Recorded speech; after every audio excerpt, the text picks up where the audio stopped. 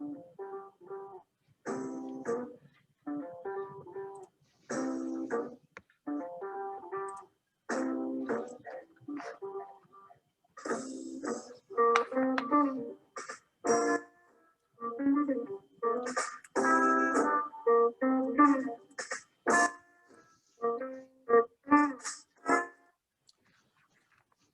everyone doing? Jerry McHugh with San Juan IQ, President of San Juan Resources. Welcome to this month's Improving Our San Juan IQ, and thanks for joining us on our exploration unit into what is going on with gas prices these days and commodities. Great to have your involvement. We know how valuable your time is, so we appreciate all who are joining in. What with $90 to $100 trades this weekend for natural gas, what does this mean for us long-term in the San Juan Basin? We'll keep this webinar to 45 minutes, and you'll get your questions via Q&A box at the bottom of the panel. So submit those at any time. Our guest wants to, if you have things to jump in on, he's ready to try to help you. So Matt Marshall is our guest. He's Director of Market Analytics at Aegis Energy Solutions. I met Matt through a longtime friend, Wayne Pinello of Risk Revenue. And Wayne directed San Juan's risk management several years ago and did a fantastic job. So now Matt's firm Aegis and Wayne's are merged, and so this is what Aegis does. They provide insights on supply demand changes, technical and physical market attributes, gas basis and crude location differentials, and infrastructure changes impacting takeaway capacity, all of which inform client hedge strategies, board presentations, and investor updates. So welcome, Matt. It's great to have you on. I know that you're been busy this weekend, and we look forward to hearing like what is going on this weekend with everyone scrambling for gas. And I'll just let you have the floor now. Thank you. Hey, would you mind making me the host real quick, and I'll go ahead and share the thing. Host. Oh, well, I couldn't share my screen. Oh, there we go. You did it. Thank you. All right. So first of all, thank you very much for inviting us to talk to you. And I love it. You know, back when I first started this industry, San Juan Basin was my very first research project. And so like I love being able to come back and talk about the Rockies and the San Juan Basin. Yet what Aegis Hedging does is we design and execute hedging programs for oil and gas producers, but not just oil and gas producers. We've got manufacturing, metals, interest rates. It's just all across the board. But what we're going to talk about today, and by the way, there's a Q&A section in the Zoom application. Please use that. We'll try to get questions answered as soon as possible, like once you get them in there, and we'll talk about them. And you won't disrupt me. Please ask. I hope you ask. And then also, if you have questions after, you can see our email address right here, info@aegis-hedging.com. And I'd be happy to respond to any of those that we don't have time for here. Also, like we can go off script. You know, I have things about San Juan Basin and gas production and gas basis and macro gas thoughts about what's happening this year. I think it's going to be a good year for gas. But if you want to talk about anything that's you know, kind of an offshoot of that, I'd be happy to do that too. So let's get into it. So here's what this is the goal today, is this is San Juan basis. So this is prompt month basis in the San Juan Basin. And so this is the expectation, or the traded value for San Juan's discount to Henry Hub every month. And there was a bad period of time here, like right here, where San Juan basis was at a discount to Henry Hub perpetually. And it wasn't about supply demand influences inside the basin. It was competition from other places, namely the Permian Basin, but it was also other gas in the Eastern Rockies and the U.S. mid-continent, and it was just there wasn't enough access to downstream demand, and it really kept San Juan Basin poor. But now what do we have? Really good outlook for San Juan basis, and we'll get into the detail of that. All right, well, let's talk a little bit about what Aegis does real quick. So historically, you had oil oil and gas producers who were just technically genius at extracting oil and gas from the ground and also in selling that oil and gas on a daily basis. Okay, really good at that.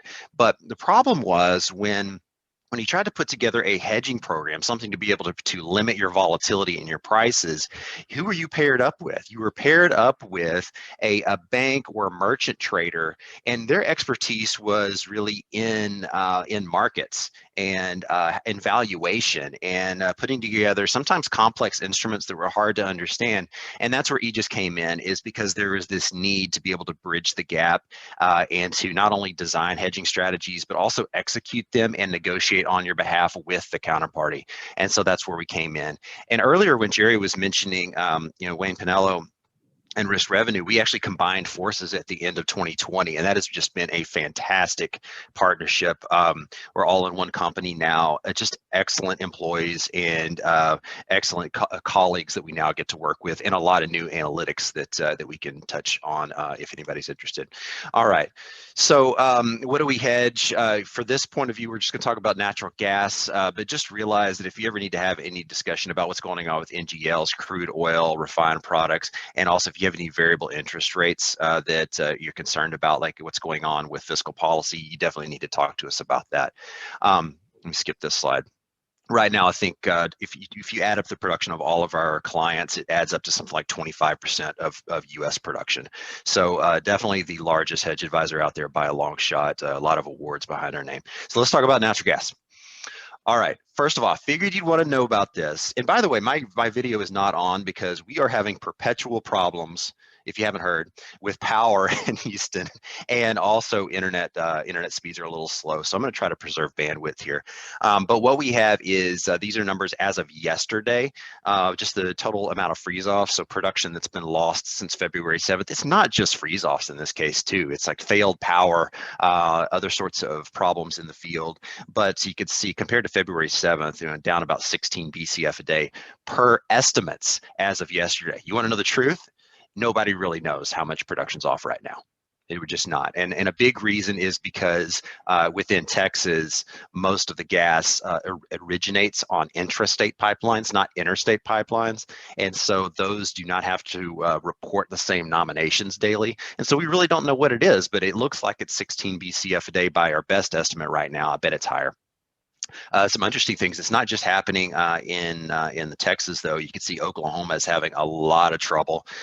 Going back to Thursday and Friday, we saw trades during the day of like $500 per MMBTU within the interior of Oklahoma, and normally that was going for like $2.50 the day before. So some really crazy things happening with natural gas production. If you have any questions about that, we'll elaborate, but I just want to throw it in there because I figure that's very timely. All right, natural gas. So here's the good news, bad news about what's happening with natural gas right now. Spot prices are really expensive. They've been bid up because of the big drop in production that we saw, big demand event, problems with infrastructure.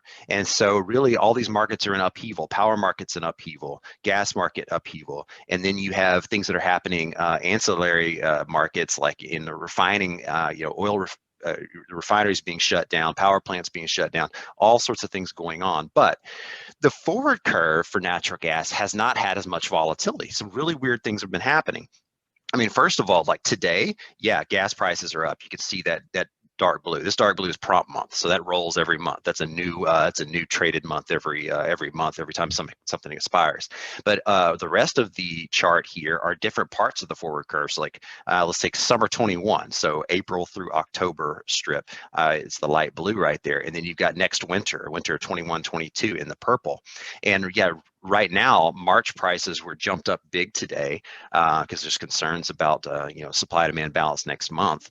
But here's some interesting things that have been happening is that before that you could see that even with the cold snap, like next winter, here's the purple, it was about right here, about 320 back at the end of October at the peak. And yeah, it's back to 320, but it really hasn't been very volatile. And the reason is because the market is expecting that this cold weather event is going to be fleeting. It's gone, and you're back to be trying to think about what the supply-demand balance for natural gas will be this summer into next winter. Really good things that we're seeing, though, are that despite a really, really mild November, December, and January, the natural gas curve is really holding up. It's not melting down like what we saw on some years in the past whenever we had really mild winters where cash prices went down below $2. It is really holding firm, and I'm going to show you why on the next slide. So here's why. This chart right here takes a little explanation. So this is every week when the EIA announces what the injection or withdrawal is into storage or from out of storage. And right now we're in winter, so it's all withdrawals. So these are all be negative numbers. Every dot is an announcement from EIA, and we compare that to degrees Fahrenheit. So average temperature in the US for that week. All right, so we got BCF a day withdrawals on the left and then temperature on the right. So anytime you have a dot that's down here below these trend lines, that's bullish, because what it says is that gas is being withdrawn at a faster rate than what you would expect for the temperature. And this is a big thing that I think people miss when you look at the market casually, and a lot of analysts do this too, is they say, oh, well, that was a disappointing withdrawal from gas. It was so small. Yeah, but the temperature was 5 degrees warmer than normal.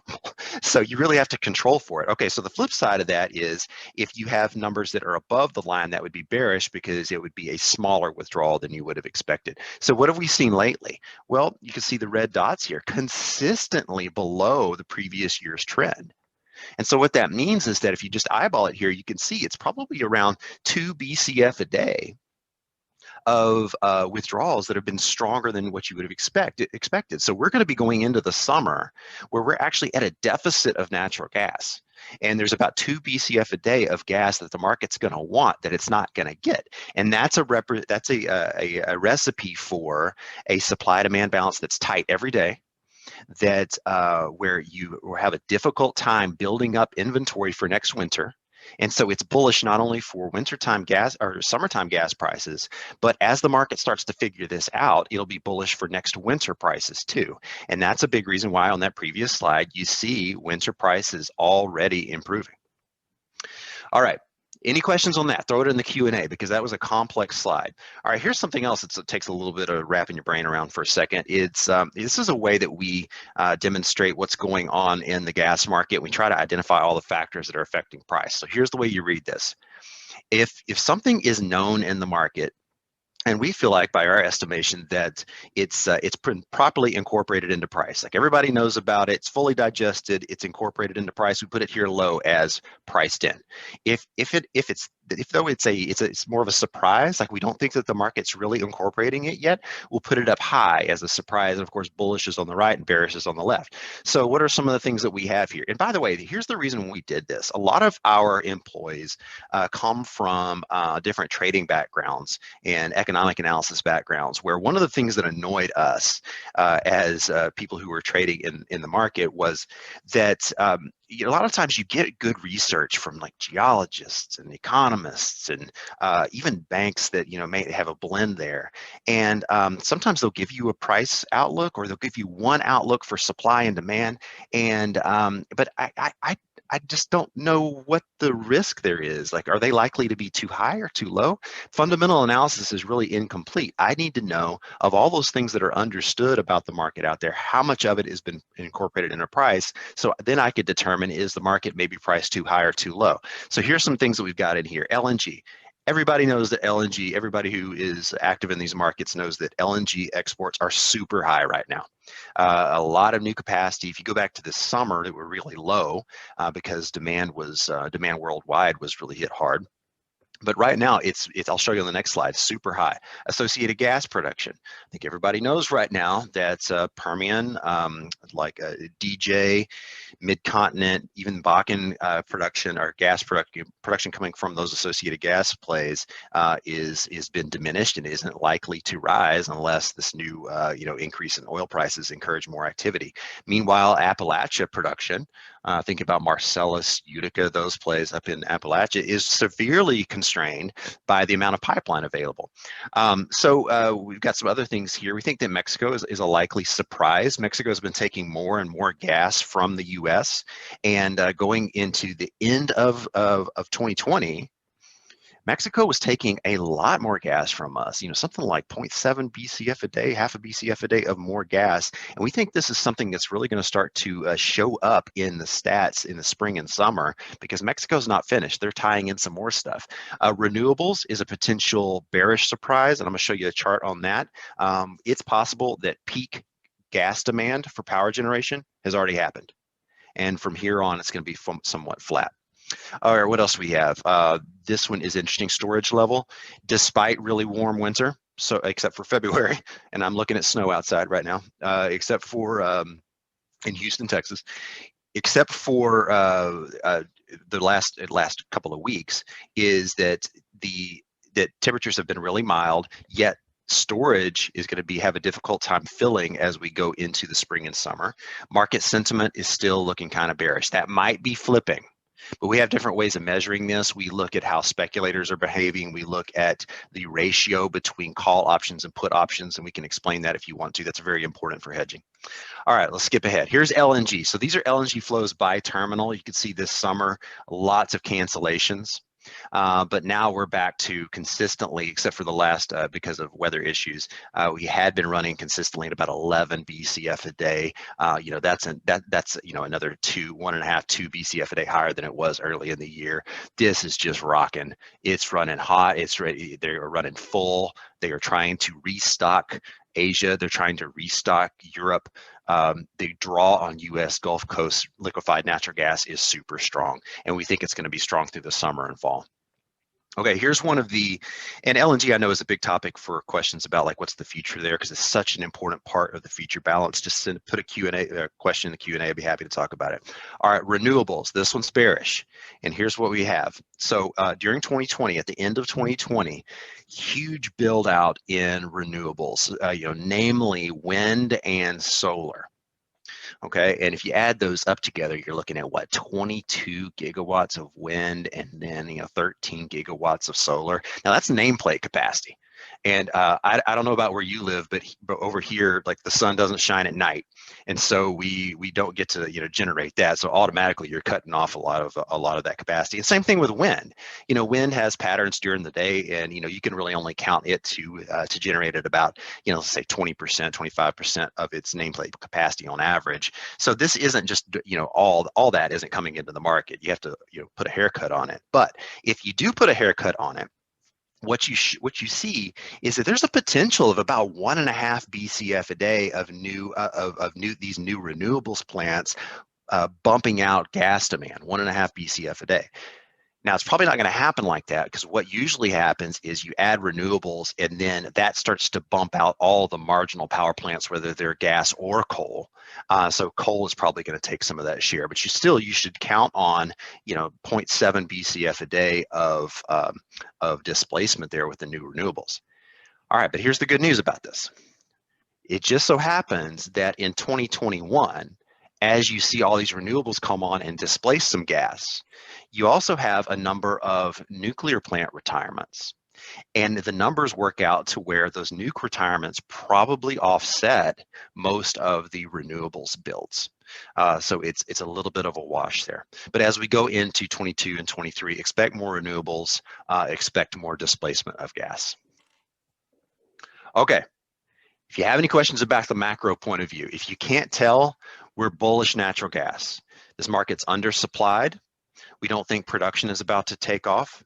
We get we have a lot of conversations with producers every day, and we do see them hedging more as oil prices are going up, but we don't yet see the evidence that you should expect a surge in associated gas production from that oil price move yet. Okay, so if production is staying flat, demand is high, we already have a deficit of about 2 BCF a day, then we've got a problem. It's a good problem for a producer, but we have a problem for this summer, next winter, maybe even into next summer, where prices probably need to go higher to kill off some demand and keep this market in balance. Matt, I had a question here on kind of in that area. I'm looking at, someone mentioned in this graph that the basis has been traditionally 15, 20, 30 cents. And here we are. We expect to see that get back to those levels, or What is your view on something like that? Yeah, okay, The San great Juan question. Basin, the San Juan Basin. Yeah, great question and great chance to have that discussion. So let's just look at, this was historical prompt month, remember? And so you said that 30-cent line, that 30-cent line is like right here. It had actually been better than that if you go back before that big run in production in like 16, 17, 18. You remember like in 16 and 17, what had happened was oil price collapse starting in about Thanksgiving of 14, continued into 15, CapEx budgets were cut, all the PDP declined. And then in 16 and 17, when you had prices coming back, the PDP decline rate was so low that you could really quickly add production. And at the same time, we didn't have enough pipeline to take care of it. And so that's what happened to here. And it wasn't a San Juan problem, it was a Permian Basin problem.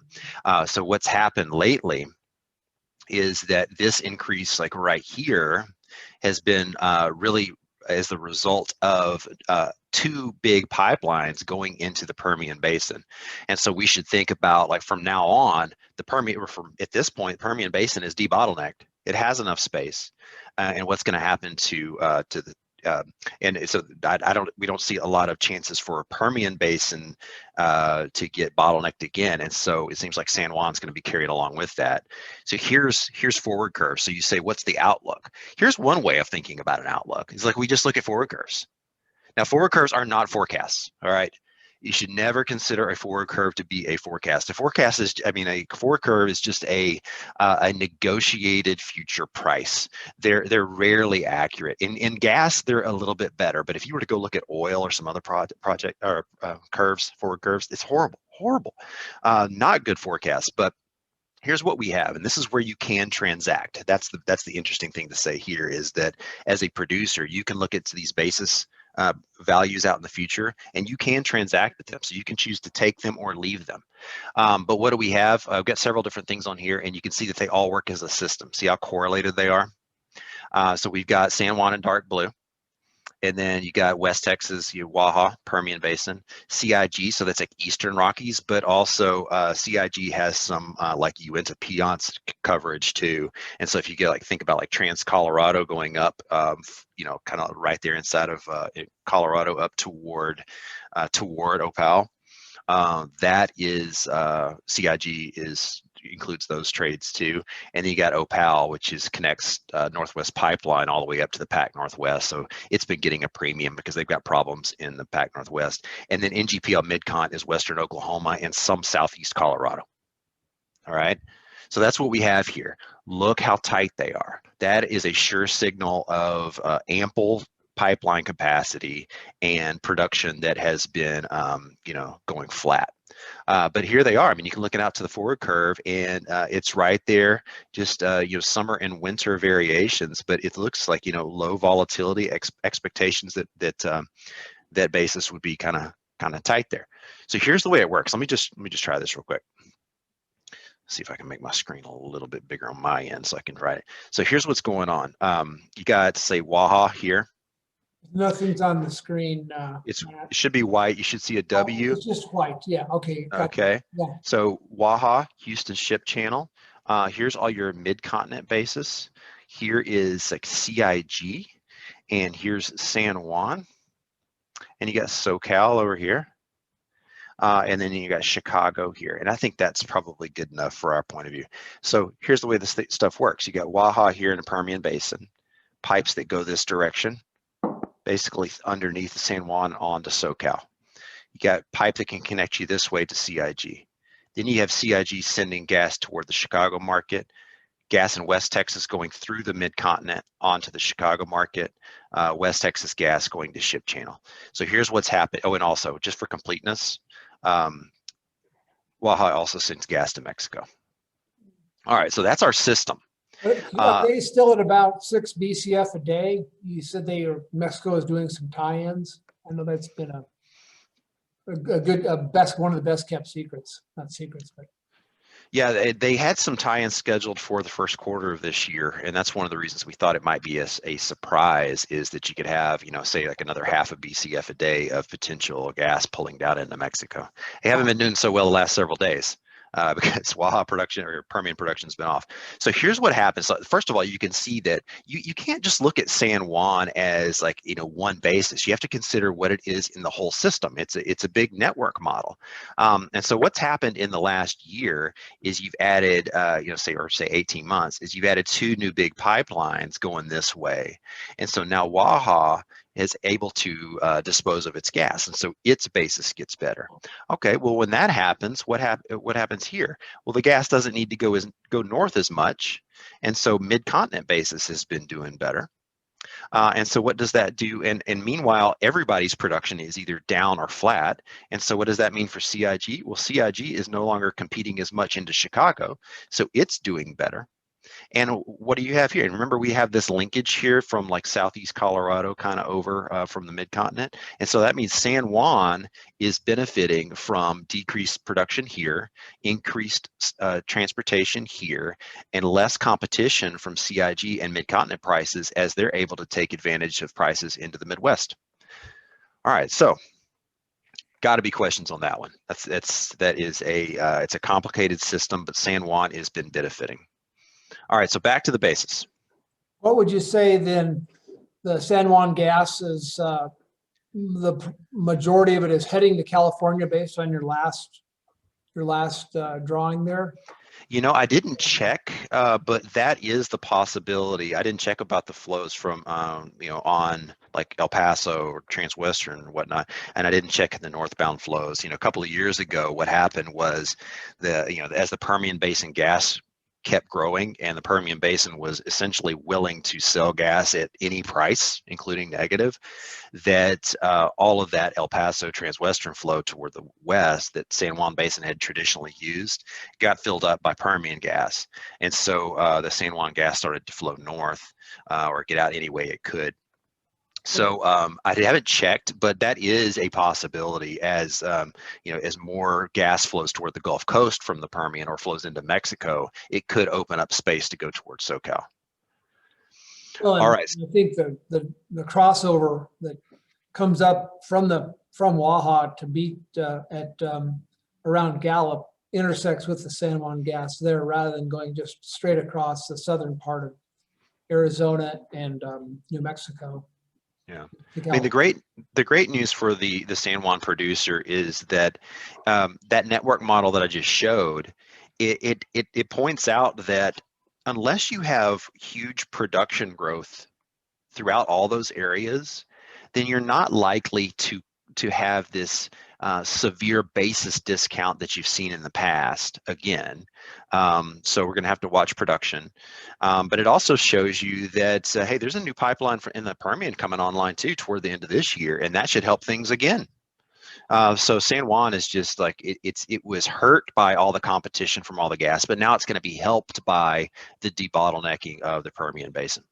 What about the notion that we hear from our midstream, some of our midstream companies in the San Juan, that they have 300 a day of extra capacity that's not being used? I mean, that's like a pipeline that's being built. If you want to look at it from that perspective, would that be something that obviously we can fill with additional volumes from the San Juan Basin? It's like, here's what I would needs to be drilled from all the decline. Yeah, here's what I would do. This is an excellent opportunity to use financial hedging to be able to limit your earnings volatility and to lock in high prices. So here's what I would do. If you do hear about excess capacity in midstream or long haul pipe and it's offered to you, I would check, first of all, check with Aegis to make sure that the price index that you're being given is one that has a liquid forward curve. Because if you are given a price at a liquid forward curve, that means that you can lock in that price in the future reliably. Now, if you're given a price that is like only a daily price, or it's some sort of anyway, if it's not tied to a price that has a liquid forward curve, then you'll have more issues. But that's the question I would say is, what price formula can I get? Talk with Aegis to see if there's a liquid forward curve, and if there is, you could lock in the basis and the Henry Hub and essentially lock in your gas price. Okay. Okay, now speaking of hedging, here's something that you can do right now. So this is San Juan basis, and it's for two things. It's the summer 21 strip, so the average of April through October, and then it's the winter 21-22 strip, the average of November through March next year. And how are they looking? They're looking fantastic. I mean, here you have San Juan basis for the summer at 20 cents discount to Henry Hub. Okay, and that's as Henry Hub summer. I showed you those summer prices for Henry Hub, how they're going up. So Henry Hub's going up, and the discount is getting less severe. So now you're looking at two things helping you out at the same time. All right, winter of 21-22. Now, if you look back to like last year where there were problems with the Pac Northwest, there were all these shut-ins going on. Yeah, San Juan basis for winter 21-22, what did have this spike right here, and some of this was also a result of what was going on in the Permian Basin, but still it dropped, but it came right back. So now you're looking at winter basis around 15-cent discount too. Excellent time to based on supply demand, based on what's happening in the forward curves, excellent time to look at your gas basis and locking it in. Just go ahead and hedging it.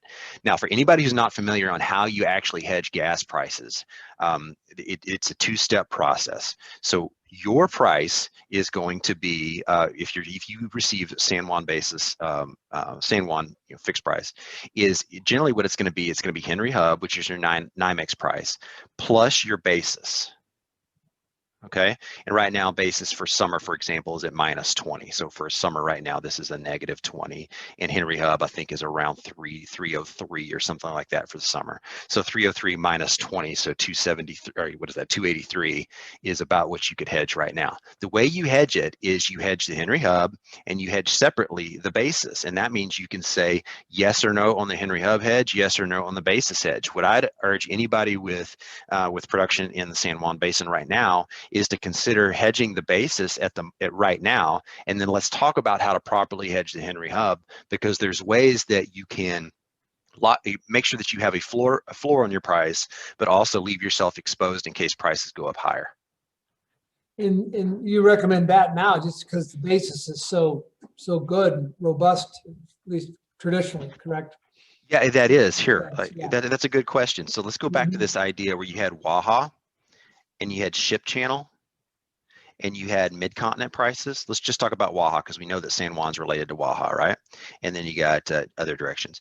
What's happening right now is that if Waha prices get too good compared to mid-continent prices or ship channel prices, there's not enough price difference from here to here to encourage people to use pipeline. They can't make money. So a marketer can't buy gas if the price gets too high. A marketer can't buy gas at Waha, ship it to ship channel, and sell it for a premium. And so that means that Waha has a limiter on it. It has a governor on it. And that governor is what the prices are here and here. Well, it just so happens that the mid-continent and the Houston ship channel prices, the Waha price is getting to that place where it is so strong that if it went higher, it would cause some problems in marketing of physical gas. So yes, I would say right now is a really good time to look at hedging basis, especially if it's material to your budgets. Right, it's a good spot. Right. Yeah, it is. It really is. Okay. Production. This is just an idea of one analyst's thoughts about where production is going right now. It doesn't fully incorporate some of the guidance from 4Q earnings calls, but it's just I don't think it'll be materially different. It might be a little bit better, but what we have are different areas within the Rockies or connected to the San Juan. So we got the Permian in here, got the Anadarko, so Texas Panhandle, Western Oklahoma, the DJ, of course, Piceance, and then Powder up in Wyoming, and then San Juan, of course, where San Juan is. So if you add up those together, all of these competing areas, you can see that expectations are that at current prices, production will be at best flat. So I just say that to eliminate one of those risks, that we're not expecting a surge in gas production from some of these competing areas. And so it's one of those that I'd encourage you to think about hedging it right now, but I don't think that production is going to endanger basis very soon. That's a great graph. Oh, and the source on that is Inveris. So that's drilling info. Inveris, their short-term production forecast. Really good shop. I've got a question here back to your Waha Houston Ship Channel.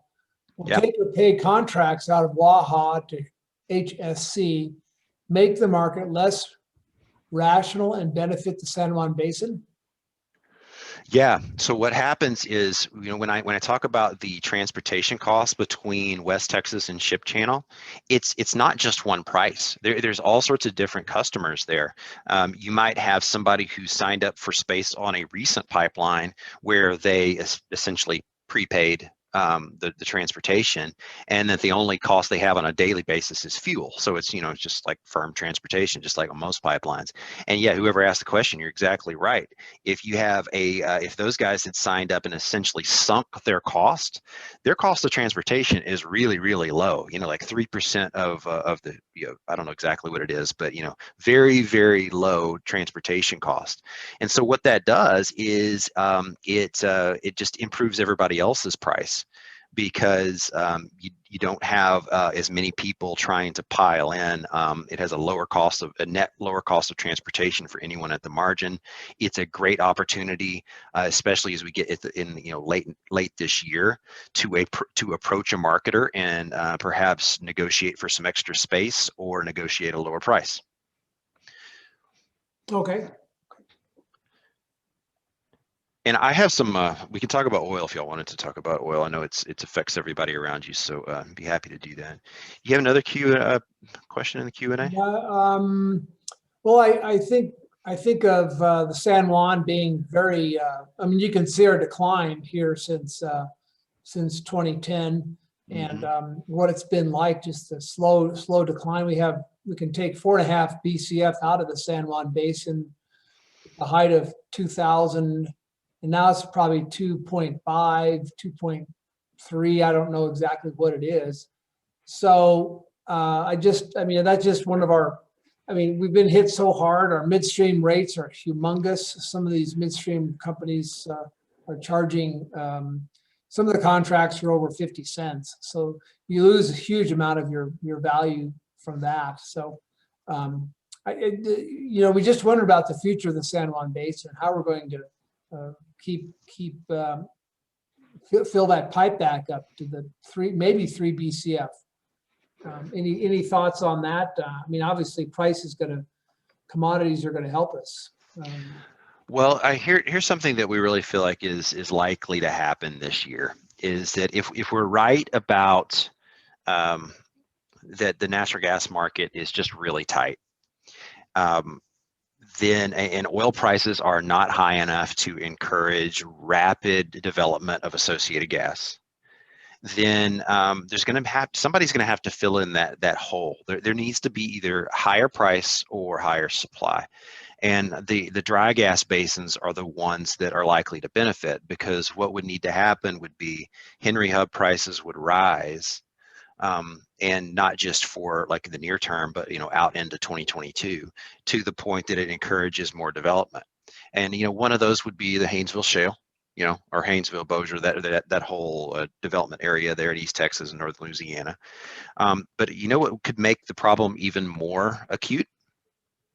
The Appalachia Basin, Marcellus and Utica, they've long been a source of huge growth. I mean, them and the Permian have been the sources of the largest amount of production increases. They can't produce it really anymore, unless this Mountain Valley pipeline, which is wrapped up in quartz right now, unless it comes on, the production out of Appalachia is really limited. So it can grow a little bit, but it's really limited. And so what that means is that if that MVP pipeline doesn't come on, then other dry gas basins are likely to be the beneficiary. By the way, if we do get into that, let me share something real quick. Let me change this. It looks like we have another Q&A. I'd be happy to answer any questions. Yeah, there was one more on that. We can get back to that. Listener asks, what are the bid-ask costs of basis and NYMEX hedging over the course of the summer 21, winter 21, 22? How much friction to the price received? Yeah, great question. So and we'll have to get the trading team to answer those. So I'd encourage you to reach out afterwards. We could get you, indications on those. What usually happens is your major basins and let's just do it in order. So Henry Hub, so the NYMEX, that's going to be the most liquidity farther out the curve where you don't have to take much of a hit to within the, for the bid ask. Very deep, very broad market, and very among the gas curves, the easiest to put on long dated trades in large volume. We do it all the time. Then second most liquidity are going to be your major basins that have a lot of physical buying and selling volume, and that physical buying and selling volume translates into a very liquid forward curve. Think of like some of those in the Northeast that are high demand centers, and think about some that are high supply centers like Waha and Panhandle and GPL Midcon. And then what you're left with is the minor basins that do have forward prices. You just have to be careful, and that's the situation where I would really encourage you to use a hedge advisor. I mean, our team is the best. We have like 200 different entities that trade with us, and we trade with 41 different counterparties. So we're going to be able to work in order and make sure that you don't get dinged more than is required for long dated trades. If you want an indication, chat with me afterwards. We can get it to you. Okay, I shared your email address. Thank you. With the group, so. Now I want to show you something real quick, because if you are looking at trying to plan for a hedge program, this is our online platform, and I have like a fake book right here. But whenever you log in, one of the things that you can do is you can, because we have such a large client set, is that you can compare how much you're hedged. For example, this fake client right here is 18% hedged for BAL 21. Have some work to do. But their peers are 71% hedged for BAL 21 and 31% hedged for 2022. And then the other thing that big thing that you can do that people love is here on the research tab, you can get all of your, here's that factor matrix. You can get all of our recent articles, trading recommendations right here. And you can also see trading trends and what's been happening among crude oil and what's happening among natural gas. These are actual numbers. And then historical settles, and then what you can get your forward curves. So I could actually go in here and grab my San Juan curve if I wanted to anytime. And then the other thing is, as you're planning, you can update your production expectations right here. And then you can see how hedged you are based on your production. And you can put in different scenarios in here to manage. So anyway, if you ever want a demo on that, I don't want to spend much time on it, but you ought to know that it's there. And then what was the next question?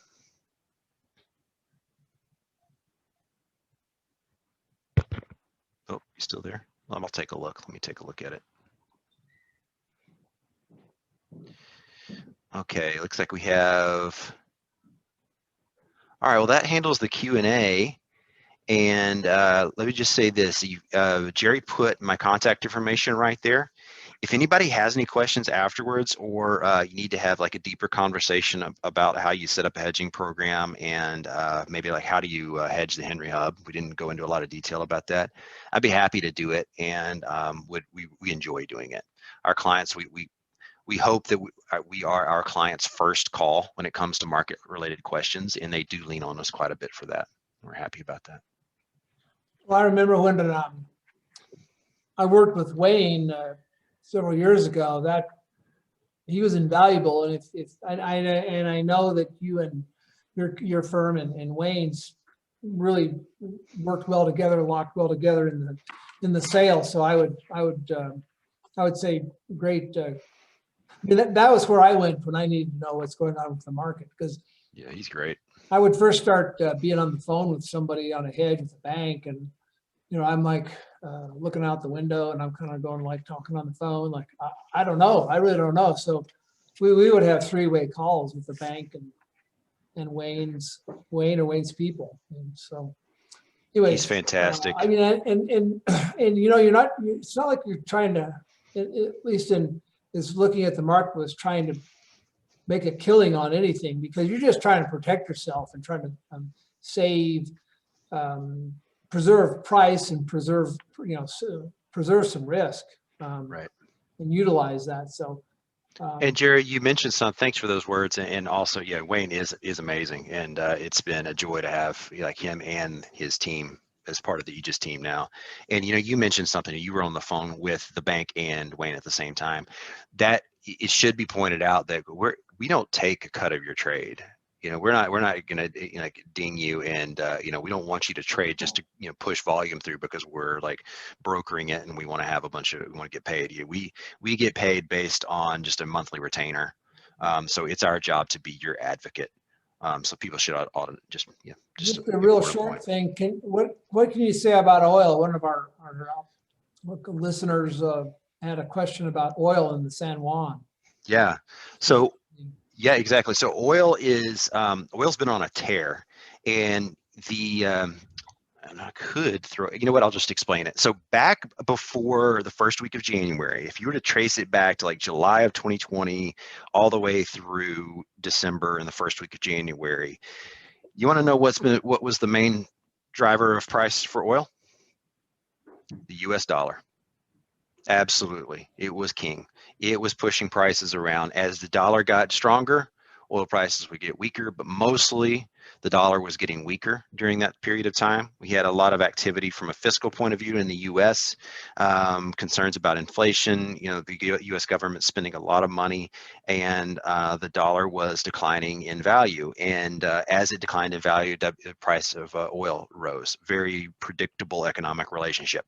That relationship broke the first week of January. That was a really important week because what happened then?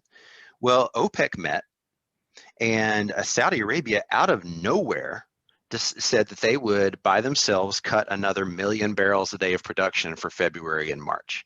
And so this market went from concern about OPEC's supply cut deal falling apart, to Saudi Arabia essentially rescuing it, persuading the rest of OPEC to stick to the deal while they unilaterally cut another 1 million barrels a day of production.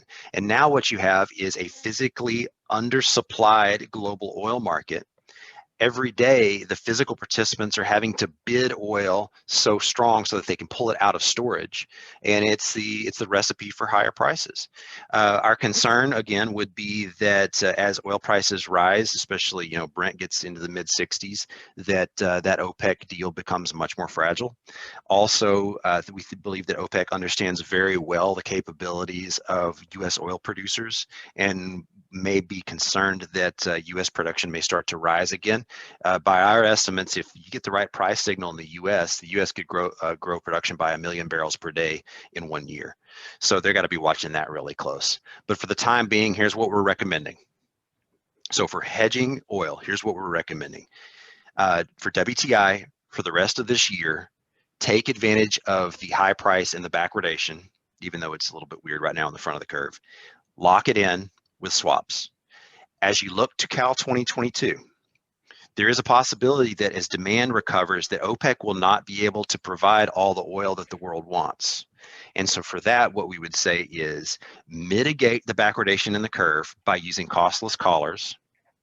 I'm just going to leave it at that right now. There's other ways you can do this too, but use the costless collars so that you can protect your floor, but you can leave your cap, leave some room so that if prices rise, you'll still be able to capture it. We feel like that's generally the best way. If you're looking out at Cal 22 and the price right now looks good for your budgets, then let's use a base layer of swaps, and let's worry about using collars later. Okay, well, that's I think we've got more questions we can take away with us.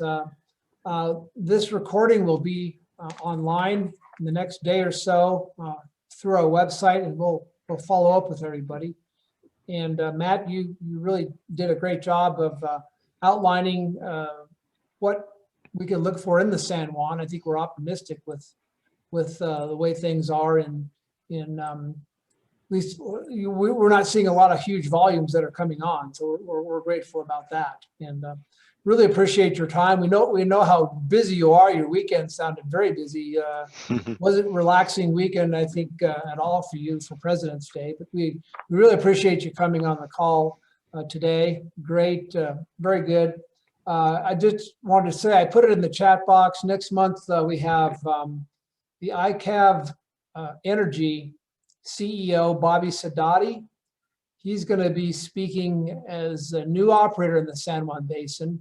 They operate 660 million feet of gas a day from 4,000 operated and 4,000 non-operated wells. So huge producer there.